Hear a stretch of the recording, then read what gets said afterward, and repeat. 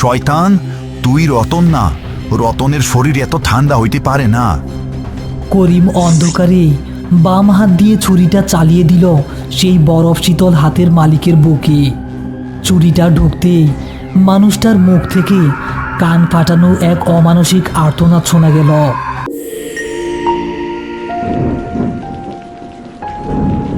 গোরস্থানের কোনায় থাকা জরাজীর্ণ কাঠের তৈরি পুরনো অফিস ঘর।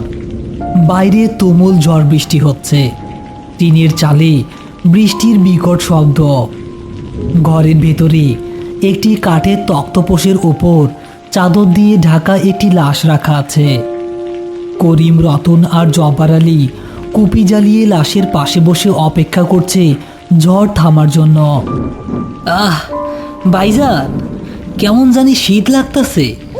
এত ঠান্ডা বাতাস কই থেকে আসতাছে? ঘরের দরজা জানালা তো সব বন্ধ। জ্বরের রাইত রতন, একটু আটটু বাতাস তো আইবই।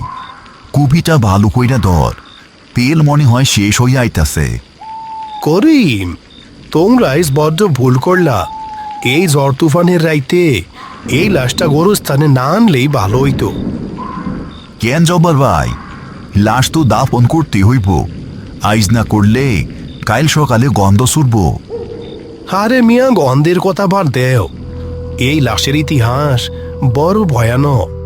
এই লোকটারে পাওয়া গেছে নদীর পাড়ের ওই অভিশপ্ত শ্মশান ঘাটের বট গাছে ঝুলন্ত অবস্থায়। ওর শরীরটা ঝুলতাছিল, কিন্তু ওর পা দুইটা মাটির তলে নামানো আছিল। ফাঁসি দিয়া মরলে কি মানুষের পা মাটিতে ঠেকে? জব্বার ভাই, এগুলা কি শুনাইতেছেন? ভাইজান, আমার কেমন জানি লাগতাছে। আমরা ঘরে চইলা যাইতেছি না কেন? কাল সকালে আইসা দাফন করবো। চুপ কর রতন, এই ঝড়ের মধ্যে বাড়ি যাবি কেমনে? রাস্তাঘাট সব পানিতে ডুইবা গেছে। হঠাৎ করেই টিনের চালে একটা ভারী কিছু পড়ার বিকট শব্দ হলো। ওরে বাবা, কি পড়লো চালে? মনে হইতাছে কেউ লাফ দিয়া পড়লো। গাছের ডাল ভাঙছে হয়তো। তুই এত ভয় পাইলে চলবো কেমনে? জব্বার ভাই, আপনার কাছে দেশলাই আছে?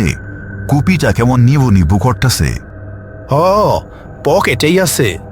কিন্তু করিম, একটা জিনিস খেয়াল করছো? কি জিনিস? টিনের চালের উপর থাইকা পানি পড়ার টপ টপ শব্দ হইতাছে না, অথচ এই তক্তপোষের নিচ দিয়া ফোটা ফোটা তরল পলার একটা শব্দ হইতাছে। হ ভাইজান, আমিও শুনতাছি। গন্ধটা কেমন আসছে। এটা তো পানির গন্ধ না। করিম কুপির ম্লান আলো তক্তপোষের নিচে ফেলল।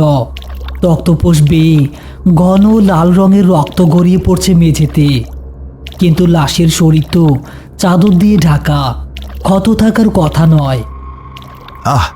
এটা লাশের রক্ত না, হয়তো কোনো ইঁদুর বিড়াল মরছে তক্তপোষের নিচে। তোরা চুপ করবি। ঠিক তখনই কুপিটা দপ করে নিভে গেল। পুরো ঘর গুটগুটে অন্ধকারে ডুবে গেল। বাইরে বিদ্যুৎ চমকানোর ফলে ঘরের ভাঙা জানালার ফাঁক দিয়ে 1 সেকেন্ডের জন্য নীল আলো এসে পড়ল। ভাইজান, ও ভাইজান, হাতটা ধরেন আমার, আমি কিচ্ছু দেখতে পাইতেছি না। চিল্লাইস না রতন। জব্বার ভাই, দেশলাইটা জ্বালান তাড়াতাড়ি। দাঁড়াও দাঁড়াও, হাত কাঁপতাছে। কাঠিটা ভিজা গেছে মনে হয়। একটা কাঠি তো জ্বলল না। দাঁড়াও, আর এটা চেষ্টা করি।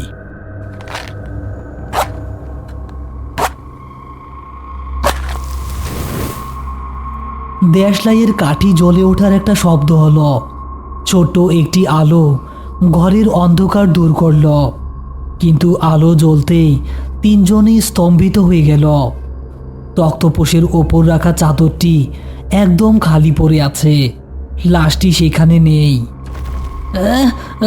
ভাইজান, ভাইজান, লাশ কই গেল? তক্তপোষের উপর তো কিচ্ছু নাই। জব্বার ভাই, লাশের হাত পা তো বাঁধা আসিল। ও নিজে নিজে কই যাইব? ঘরের দরজা জানলা তো সব বন্ধ। আমি কইছিলাম না করিম, এইটা সাধারণ লাশ না। ও আছে, কিন্তু আমাগো মাঝেই কোথাও আছে। ঠিক তখনই ঘরের অন্ধকার উত্তর কোণ থেকে রতনের হুবহু গলার আওয়াজে কেউ ফিসফিস করে বলে উঠল, ভাইজান, আমি এই কোনায় দাঁড়ায় আছি, আমার বড় কষ্ট হইতেছে। রতন, তুই ওই কোনায় গেলি কেমনে? তুই না আমার পাশে আসিলি? ভাইজান, আমি তো আপনার পাশেই খাড়াই আছি, আপনার জ্যাকেট দইরা রাখছি। তাইলে তাইলে ওই কোনায় কে কথা কয়? লণ্ঠনে গেল ওই কোনায় ফেলো করিম, জলদি। করিম কাঁপতে কাঁপতে টর্চের আলো ঘরের কোনায় ফেলল। আলোর বৃত্তে দেখা গেল রতনের অবিকল চেহারার একজন ঘরের কোনায় দাঁড়িয়ে আছে। তার পরনেও একই জামা, কিন্তু তার মাথাটা ঘাড়ের উপর 180 ডিগ্রি উল্টো দিকে ঘোরানো, অর্থাৎ তার পিঠ করিমের দিকে, কিন্তু মুখটা করিম আর জব্বার আলীর দিকে তাকিয়ে আছে। তার চোখ দুটো কুচকুচে কালো এবং ঠোঁট দুটো বীভৎসভাবে হাসছে। জব্বার ভাই, দেশলাইয়ের কাঠিটা নিভাইয়েন না, আমার মুখটা ভালো কইরা দেখেন, আমি কি রতনের মতো দেখতে না? ও ভাইজান, ওইটা কে? ওইখানে আমি কেমনে দাঁড়ায় আছি? শয়তান, তুই কে? সামনে আসবি না কইলাম। ভাইজান, নিজের বাইরে চিনতে পারতাছেন না? আমি তো আপনার রতন। ঘরের ভেতর ঘুটঘুটে অন্ধকার। অবিকল রতনের রূপ ধারণ করা লাশটি মটমট শব্দে ঘাড় সোজা করতে করতে এগিয়ে আসছে। জব্বার আলীর হাতের দেশলাইয়ের কাঠিটি পুড়ে শেষ হয়ে যাওয়ায় সে যন্ত্রণায় চিৎকার করে কাঠিটি ফেলে দিল। চারপাশটা আবার ঘোর অন্ধকারে ডুবে গেল। ওরে মহারে, আমার আঙুল পুইরা গেল, অন্ধকার হয়ে গেল সব। করিম, টর্চটা জ্বালাও জলদি। টর্চটা জ্বলতাছে না কেন? পানির লেগা সুইচটা জ্যাম হয়ে গেছে মনে হয়। রতন, তুই কই? আমার হাতটা ধর। ভাইজান, আমি এইখানে, আমারে বাঁচান, ও আমার দিকে আসতেছে। না ভাইজান, আমি আপনার পাশেই আছি, ওই কোনারটা নকল, ও আপনারে ধোকা দিতেছে। ইয়া আল্লাহ, দুই দিক থেকে রতনের গলা আসতাছে কেমনে? রতন, তুই আসলে কোনটা? ভাইজান, খোদার কসম, আমি আসল, ও আমার রূপ ধইরা আমারে খাইয়া ফেলবো। জব্বার ভাই, লণ্ঠনটা জ্বালান তাড়াতাড়ি। জব্বার ভাই, দেশলাই জ্বালাইয়েন না, ও আলো দেখলেই আমাকে মাইরা ফেলবো। করিম ভাই, আমার হাত ধরেন, আমি আপনার রতন। করিম, আমি কিছু বুঝতাছি না, দুইজনের গলায় এক, কোনো তফাত নাই। শয়তানটা মগ মগজ নিয়ে খেলতেছে। কেউ আমার কাছে আসবি না, যে আসবি তার বুকেই ছুরি চালায় দিমু কিন্তু। অন্ধকারের ভেতর সব সব করে ভেজা পায়ে হেঁটে আসার শব্দ হতে লাগলো। শব্দটা করিমের একদম কাছে চলে এলো। হঠাৎ করিমের ডান হাতটা একটা বরফ শীতল হাত শক্ত করে চেপে ধরল। হাতটা এতই ঠান্ডা যে মনে হলো বরফের টুকরো ধরেছে। ওরে বাবারে, এইটা কার হাত? এত ঠান্ডা কেন? ভাইজান, আমি তো আপনার রতন, আপনার হাতটা এত গরম কেন ভাইজান? আমার বড্ড ঠান্ডা লাগতাছে। ভাইজান, ওইটা আমি না, আমার হাত তো আপনারে ধরে নাই, আমি তো দেয়ালের সাথে ল্যাপটাই আছি। ওরে সাইডা দেন ভাইজান, ও ও আপনার রক্ত চুইসা খাইব। শয়তান, তুই রতন না, রতনের শরীর এত ঠান্ডা হইতে পারে না। করিম অন্ধকারে বাম হাত দিয়ে ছুরিটা চালিয়ে দিল সেই বরফ শীতল হাতের মালিকের বুকে। ছুরিটা ঢুকতেই মানুষটার মুখ থেকে কান ফাটানো এক অমানসিক আর্তনাদ শোনা গেল, কিন্তু সেই আর্তনাদ কোনো মানুষের কণ্ঠে নয়, যেন শত শত শিয়াল একসাথে ডেকে ওঠার মতো তীক্ষ্ণ চিৎকার করল।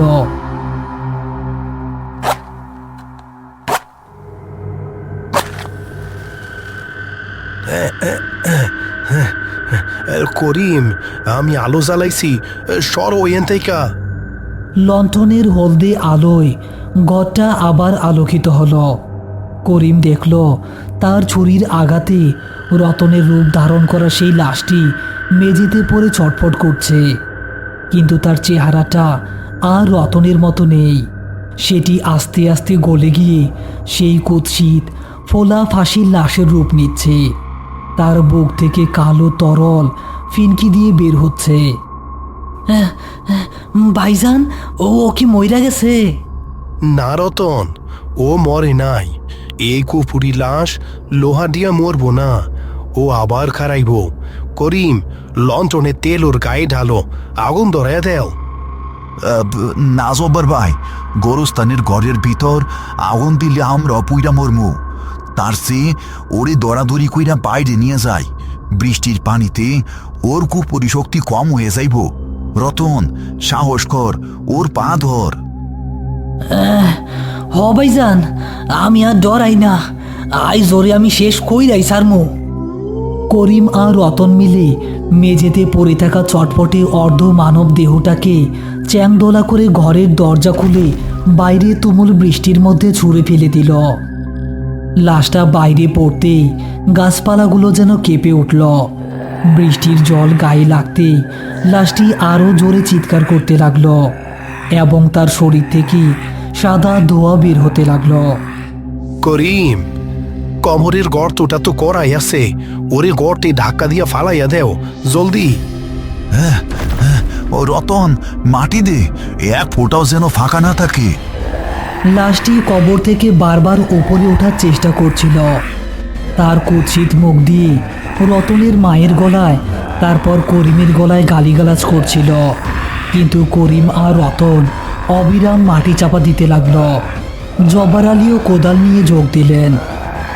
মিনিট দশেকের তুমুল চেষ্টার পর কবরটি সম্পূর্ণ মাটি চাপা দেওয়া হলো। কবর থেকে নখ আঁচড়ানো শেষ একটা মৃদু শব্দ হয়ে চারপাশটা একদম শান্ত হয়ে গেল।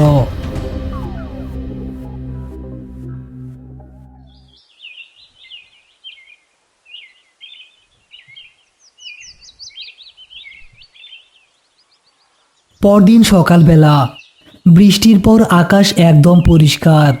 সোনালি রোদ এসে পড়েছে গোরস্থানের ভেজা ঘাসের ওপর। করিম আর রতন গোরস্থানের গেটের পাশে ভ্যানের ওপর বসে চা খাচ্ছে। জব্বার আলী লণ্ঠনটা পরিষ্কার করছেন। ভাইজান, রাইতের কথা মনে হইলে এখন আমার হাত পা কাঁপে। ও যখন আমার গলায় কথা কইল তখন আমার মনে হইতাছিল আমি নিজেই বুঝি মইরা গেছি। হ্যাঁ, শয়তানের মায়া বড় ভয়ানক রে রতন।